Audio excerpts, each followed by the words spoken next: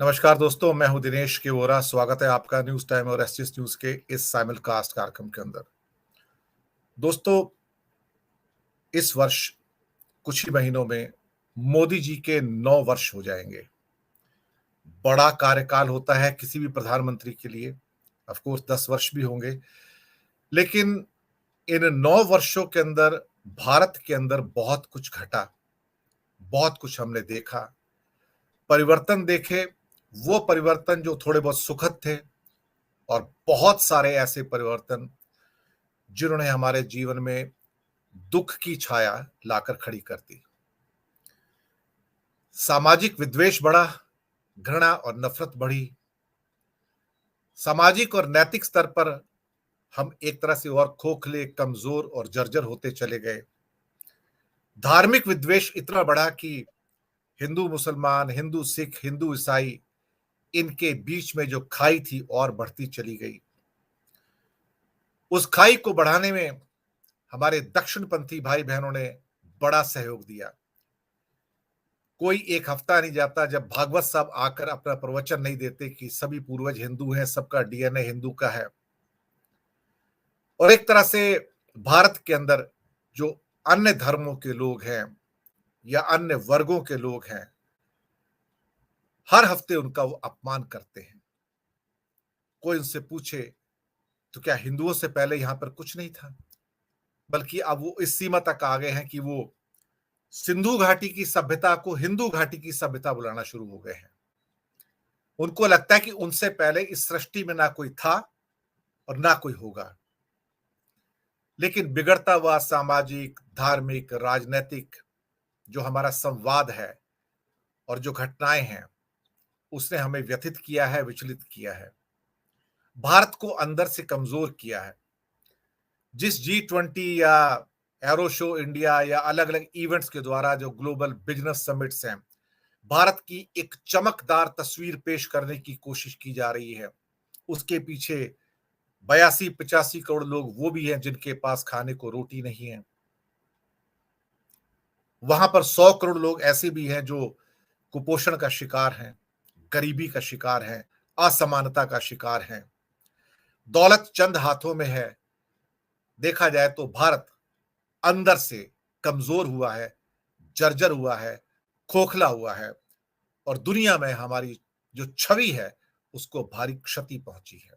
इसी विषय पर बात करने के लिए आज हमारे साथ एक बेहतरीन पैनल है। मैं उनका परिचय आपसे करवा देता हूं। हमारे साथ है वरिष्ठ पत्रकार गौतम लाहिरी। आपका स्वागत है दादा। हमारे साथ हैं नेहा शुक्ला, जो कि असिस्टेंट एडिटर और विश्लेषक हैं जस्ट टीवी, जो कि यूएस से, कनाडा और जो अन्य कई देश हैं वहां पर जो भारतीय डायस्पोरा है उसको वो केटर करते हैं जस्ट टीवी के बुके के द्वारा। नेहा जी, आपका भी बहुत बहुत स्वागत है। हमारे एक दो मित्र और जुड़ने वाले हैं, तो थोड़ी देर में जुड़ जाएंगे, तब उनसे बात करेंगे। दादा, पहले आपके पास आता हूं।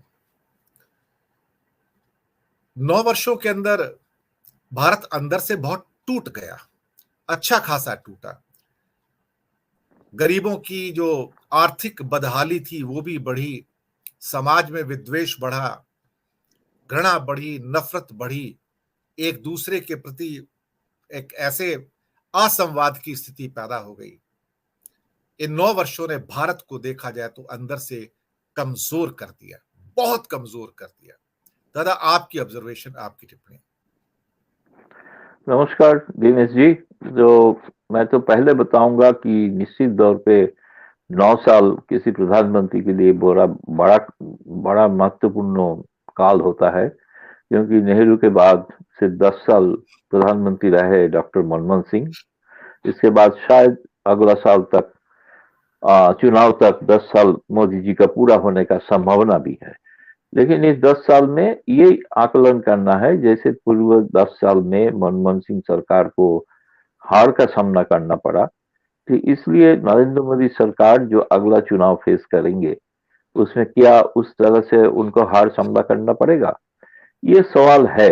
लोग ज्यादातर पे लोग मानते हैं कि समाज में 9 साल में जो कभी नहीं हुआ था, जो बीजेपी का एनडीए का पहले सरकार रहा है अटल बिहारी वाजपेयी के नेतृत्व में। हाँ, ठीक बात है कि कोalition सरकार थे, एक पार्टी का बहुमत नहीं था, लेकिन फिर भी उन्होंने कोई उनका जो पार्टी का जो आदर्श है, जिसको कहा जाता है कोर आइडियोलॉजी, वो कभी थोपा नहीं है।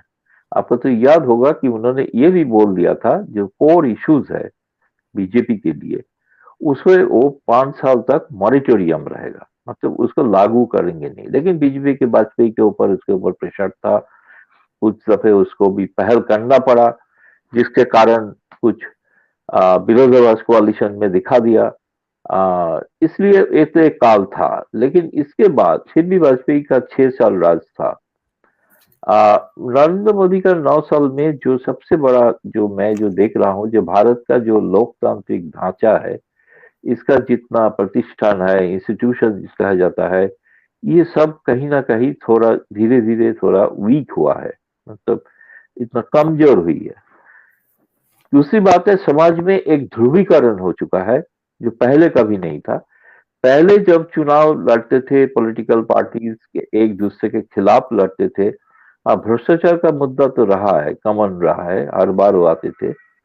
लेकिन इसके साथ कभी ये नहीं हुआ कि हिंदू मुसलमान के नाम पे समाज को बांटा गया और उसी नाम पे वोट मांगना, और समाज को प्रभावित करके एक समाज का एक गुट, उसी जिसको कहा जाता है कि मेजोरिटियरिज्म, उसमें जिसको ऑलमोस्ट एक इज्म के तरफ उनका जहन में, उसको उसका ब्रेन में वो पहुंचा दिया गया कि वो सोचते हैं कि सारे समस्या का जड़ जो है, वो जड़ है जो माइनॉरिटी कम्युनिटीज। ये सक्सेसफुली जो मोदी जी किया है, इसके लिए बात सही है। भले ही वो 37% वोट मिलते हैं, लेकिन फिर भी 63% उसका विरोध होने के बावजूद भी कभी इकट्ठा एक जगह पे आया नहीं, इसलिए उसको चुनौती नहीं दे पाया। तो बात तो सवाल ये है कि ये भारत क्या, जब हम कॉन्स्टिट्यूशन मेकर्स ने जिस भारत को सपना देखा था, जो भारत आजाद होने के बाद बहुत बड़े बड़े पंडित बोला था कि भारत एक दिन टुकड़े टुकड़े हो जाएंगे, लेकिन 70 साल तक हुआ नहीं है। भारत बहुत ही शक्तिशाली ढंग से अपना काम निभाया, लोकतंत्र निभाया, सारे प्रधानमंत्री को जवाहरलाल नेहरू छोड़ के सबको बैलेट से हराया। तो इसलिए ये एक लोकतांत्रिक परंपरा जो हमारा दक्षिण एशिया में आप नहीं देख पाएंगे, ये भारत का लोकतंत्र का एक बहुत बड़ा खूबिया।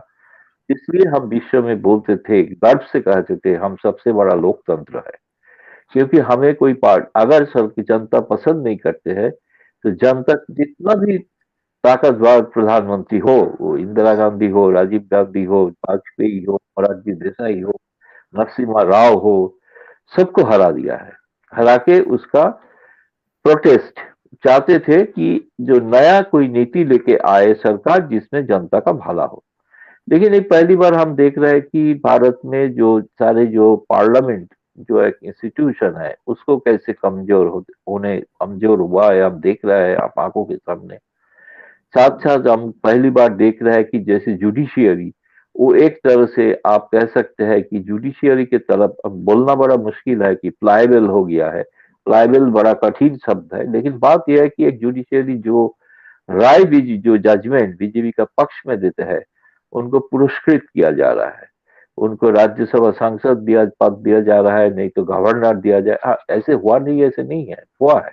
लेकिन ऐसे कोई राय जजमेंट देने के बाद उसको पुरस्कृत किया गया, ऐसे को भी हुआ नहीं है। ये हो रहा है जो अयोध्या राम मंदिर का फैसला दे रहा है, नोटबंदी का फैसला दे रहा है, उसको गवर्नर बनाया जा रहा है। जो अयोध्या राम मंदिर का जो उसमें सील मोहर लगाया, जिसको कहा जाता है, उनको राज्यसभा सांसद बनाया दिया गया है। तो जुडिशियरी के लिए भी एक तरह से अपना पक्ष में लाने के लिए, जितने इंस्टीट्यूशन के अलावा जुडिशियरी को बुलाने का, जो हमारा भारत का संविधान में जो सेपरेशन ऑफ पावर, जिसको कहा जाता है कि फंडामेंटल स्ट्रक्चर, जिसके कोई हाथ नहीं लगा सकता है, वो जो सेपरेशन ऑफ पावर, इसके लेके भी बहस आ चुका है सरकार की तरफ से। वो नहीं चाहते हैं कि सेपरेशन ऑफ पावर्स रहे। तो सेपरेशन ऑफ पावर के बीच में भी वो सेपरेशन जो है, उसका भी डाइल्यूशन हम थोड़ा थोड़ा देख रहे हैं। देश का आर्थिक स्थिति में बोलने में कुछ है ही नहीं, सबको पता है, अपना जीवन से लोग देख रहे हैं। जैसे रोजमर्रा जिंदगी का प्राइस राइस जैसे बढ़ा है, अनएम्प्लॉयमेंट जैसे बढ़ा है, रोजगार ऐसे नहीं बढ़ रहा है। लेकिन आप अखबार खोल के देखेंगे कि 2 करोड़ 3 करोड़ का फ्लैट आराम से बिक रहा है। लेकिन मध्यम वर्ग के लिए जो है वो फ्लैट बना ही नहीं है, आधा बना के छोड़ दिया गया, उसके सारे मालिक जेल में है क्योंकि वो इन्वेस्ट नहीं कर पा रहे थे। जो हाउसिंग बूम जो दिखाई दिया था यूपीए के जमाने में, वो हाउसिंग बूम के जगह हाउसिंग रिसेशन हो चुका है। लेकिन फ्लैट बिक रहा है 3 करोड़ 4 करोड़ 5 करोड़ का फ्लैट। तो ये एक अद्भुत विषम परिस्थिति है जो समाज में जो भेदभाव, अर्थात जो आदमी एक तरफ है, एक गुट समाज का है जिसके पास में धन दौलत पूरा है, बाकी लोगों के पास धन दौलत नहीं है, उसका अपना सेविंग्स के लिए भी कुछ नहीं बच रहा है क्योंकि अभी तो नया इनकम टैक्स पॉलिसी है कि आप सेविंग्स मत करो, तो सेविंग्स से आपको कोई फायदा नहीं मिलेगा। नया रेजीम जो इनकम टैक्स में आ रहा है, पहले तो लोगों का सेविंग्स में बढ़वा देते थे। बहुत सारे स्टेट गवर्नमेंट के बीच में एक प्रतिस्पर्धा चलता था कि कौन सी राज्य सरकार कब से ज्यादा सेविंग्स किया है। आज सेविंग्स इतना डिसेंट इंसेंटिव हो चुका है, पता नहीं अगला साल से लोग सेविंग करके करेगा क्या। सेविंग करना पड़ता है बिकॉज मिनिमम बेयर नेसेसिटी के लिए, हेल्थ के लिए, अपना बच्चों को पढ़ाई के लिए, इस सब के लिए जो सुविधा मिलता था वो सुविधा अभी नहीं है। तो दिनेश जी, पहले बात तो ये बोल रहा हूँ मोटे मोटे जो मेरे लगा ब्रॉड पिक्चर। अभी इसके बाद सुनने के बाद बाकी कुछ ऐड करना है तो मैं कर सकता हूँ। जी जी दादा। एक सेकंड में आ रहा हूँ थोड़ा।